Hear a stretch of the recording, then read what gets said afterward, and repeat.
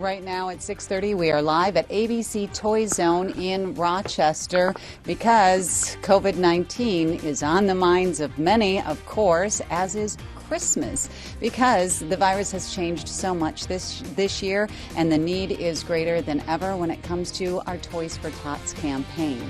And that is what we're talking about in this half hour. Every year, we team up with the Marine Corps for Toys for Tots, hoping to make Christmas a little bit brighter for everyone. Of course, Toys for Tots is the nation's flagship children's Christmastime charity, and this year they're asking for more support. Vince Reynolds is with the Marine Corps Reserve, and as we talk about Toys for Tots, how has COVID-19 changed any aspect of this? Well, the biggest thing for us right now is trying to keep everybody safe.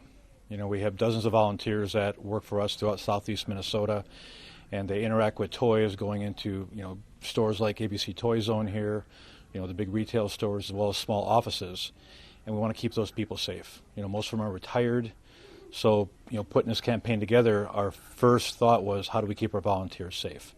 So to do that, we've had to push everything to the left early this year. And it's been... What does it mean, push everything to the left? Well, usually we start after Thanksgiving. We kind of let people celebrate Thanksgiving, then we hit it really hard afterwards. This year, to have that standoff time to quarantine the toys, we're actually going to be ending our toy drive after Thanksgiving. So it's on right now. We're collecting toys all over Rochester and southeast Minnesota. And we've been pushing this on air in every one of our newscasts as well, and people are wanting to know where to donate. Have the donation drop-off locations changed this year? They have. We're probably looking at maybe a sixth of what we had last year.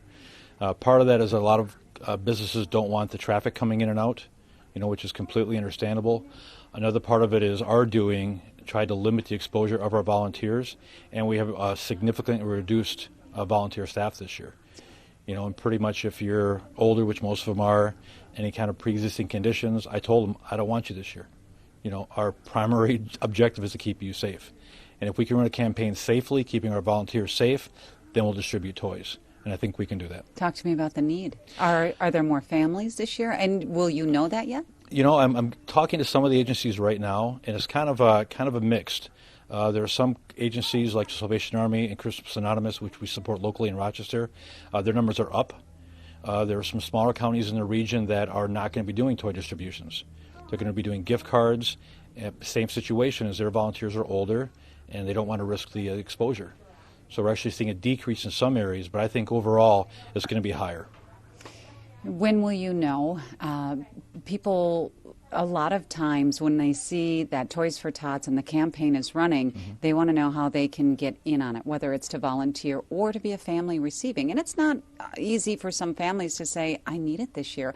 But I have to imagine that there are more families who will. Right. So our campaign is, the way we do it is we support local agencies who identify the need in their communities. So we don't give out toys directly to families.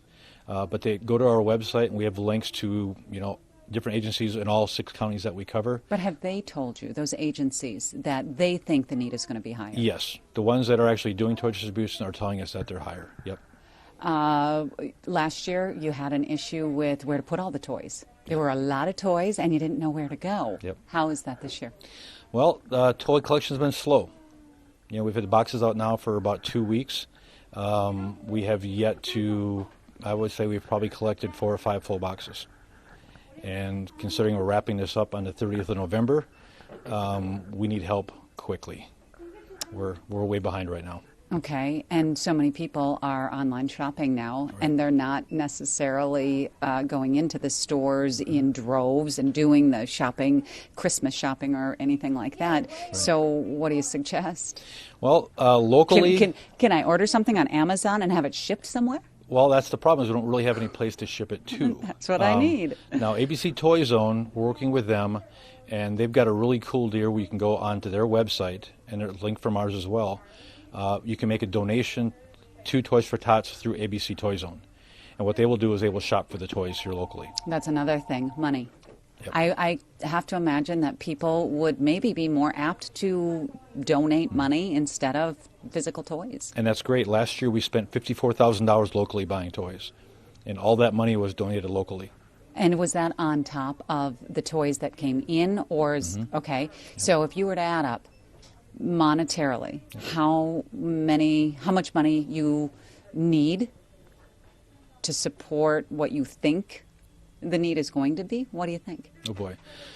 But my math, I teach I know. American history, You're Betsy, a not history math, so you teacher. got to give me a second here. On average, nationwide, toys are about $15 a piece. Okay. We've had all kinds of accounting companies grab a box and just do an average. So at $15 per toy, we gave out 18,000 toys last year. That's a lot of money's worth of toys. You don't pause and expect me to do the math. It's probably close to $250,000. Wow. You know, somebody can check my math. My students are sure on a calculator right now. But it's a lot, and you know, we've been lucky over the years that, you know, Southeast Minnesota has been so generous. You know, we have never not met the demand, and this year we will meet the demand in one way, shape, or form through toy donations. We've got a couple big toy drives coming up at the end of the month. Rochester and Southeast Minnesota will come through for our kids. Is that $270,000? Somebody behind you doing the math. Hey, you know what? Pretty close, right? Pretty close. Speaking of which, you may know Big Mark Clark from radio. He had big is because he's got a big personality, Big personality. a big voice, and a big heart. I'm going to talk to him next.